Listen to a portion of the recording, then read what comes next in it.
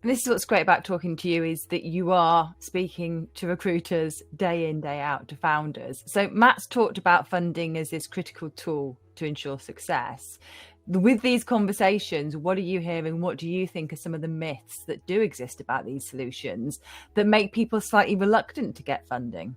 Great question. I think one of the common myths or like common misconceptions is that you have to be a certain size, or you have to be established to a certain point in able to benefit from finance, or a product that can support you to scale. And I think that's probably connected to the more traditional view of banks or traditional financiers only wanting to provide finance to businesses that are a bit more established because they see them as less of a risk.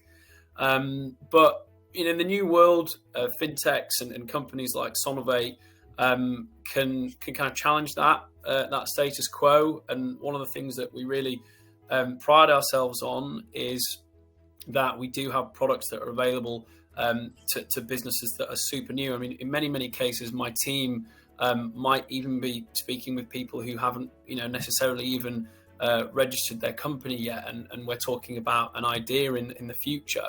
And the product itself is then tailored to allow businesses to scale. So again, if you look at the more traditional view, there may well have been limitations, so limits on what you can fund or how you can fund, in order for the financier to kind of control the risk.